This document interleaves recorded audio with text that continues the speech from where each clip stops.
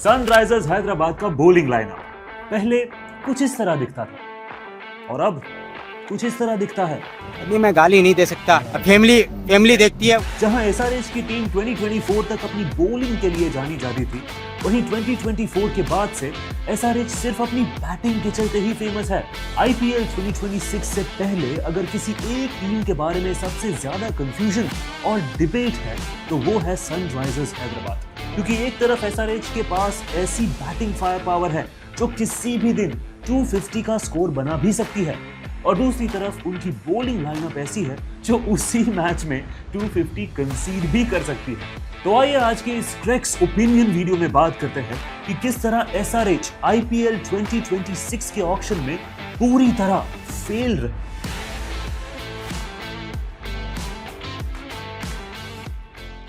SRH ने इस auction में भी अपनी पुरानी आदत नहीं छोड़ी, मतलब बैटिंग और सिर्फ batting.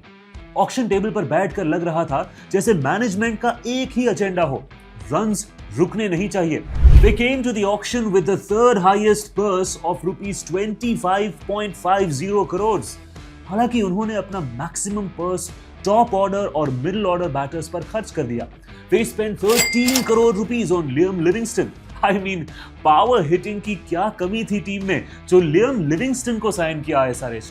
Power hitters, intent merchants, boundary specialists. SRH का बैटिंग ऑर्डर सिर्फ इन्हीं प्लेयर्स से भरा हुआ है।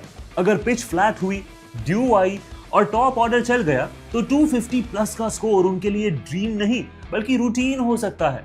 प्रॉब्लम यह है कि आईपीएल सिर्फ बैटिंग से नहीं जीता जाता, और मॉडर्न आईपीएल में अगर आपके पास पावर प्ले और डेथ ओवर्स में क्वालिटी बॉलिंग नहीं है तो आप कितना भी बड़ा टारगेट बना लो पर उसे डिफेंड नहीं कर पाओगे। एसआरएच की बॉलिंग यूनिट 2026 में एग्जैक्टली वही लग रही है, एक एवरेज अटैक जो सिर्फ फेवरेबल कंडीशंस में काम करेगा। एसआरएच के बॉलिंग डिपार्टमेंट को देखें तो they have Pat Cummins, Jaydev Unadkat, Zeeshan Ansari, Ishan Malinga, Amit Kumar and Shivam Mavi. I mean, इस स्पेस अटैक में ना कोई जेन्युइनली फेयर फैक्टर है, ना कोई consistent death specialist. Middle overs में स्पिन ऑप्शंस भी ऐसे नहीं है जो मैच को कंट्रोल कर सके। अगर हम बाकी की आईपीएल टीम्स में देखें तो एक ऐसा बॉलर होता है जो 140 प्लस की पेस से यॉर्कर डाले, या फिर एक स्पिनर जो सेट बैटर की मिडिल ओवर्स में विकेट ले सके। और यही वजह है कि एसआरएच का ऑक्शन काफी फैंस को फेल्ड ऑक्शन लग रहा है, क्योंकि जब बाकी टीम्स बॉलिंग डेप्थ बिल्ड कर रही थी, एसआरएच बैटिंग पे ओवर इन्वेस्ट कर रही थी।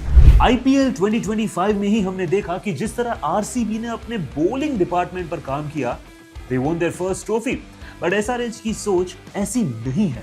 दे went back with approximately 5 crores in hand, but they didn't go for a single good bowler। SRH की स्ट्रैटेजी लगता है हाई रिस्क हाई रिवॉर्ड वाली है, लेकिन आईपीएल का लेवल ऐसा नहीं है। हर टीम के पास कम से कम 2-3 बॉलर्स होते हैं जो मैच पलट सकते हैं। इस टीम का सबसे बड़ा कंसर्न यह है कि बॉलिंग प्रेशर क्रिएट नहीं कर पाती, पावर प्ले विकेट्स नहीं मिलते, मिडिल ओवर्स में रन फ्लो नहीं रुकता, और डेथ ओवर्स में रन्स बचाने के लिए कोई डेथ ओवर स्पेशलिस्ट ही नहीं है। एक और इंटरेस्टिंग पॉइंट यह है कि एसआरएच ने यूथ या रॉ टैलेंट पर इन्वेस्ट किया है, मगर क्या ये यंग टैलेंट आईपीएल जैसे बड़े लेवल पर अच्छा परफॉर्म कर पाएंगे? Will SRH be able to groom them properly? अगर हम SRH को बाकी टॉप टीम्स से कंपेयर करें तो डिफरेंस क्लियर है। सक्सेसफुल टीम्स बैलेंस्ड होती है, उनके पास 1-2 match winning batters, 2 reliable bowlers और एक प्रॉपर गेम प्लान होता है। SRH के पास मैच विनिंग बैटर्स तो बहुत है, लेकिन मैच सेविंग बॉलर्स ऑलमोस्ट नहीं के बराबर। What do you guys think? SRH की इस बैटिंग लाइनअप के चलते अब की बार 400 पार का स्कोर देखने मिल सकता है, या फिर उनकी ये स्ट्रैटेजी उन पर ही बैकफायर करेगी? Let us know your reactions below and stay tuned for more interesting cricket related opinion videos. Thank you so much for watching. We'll see you in the next one.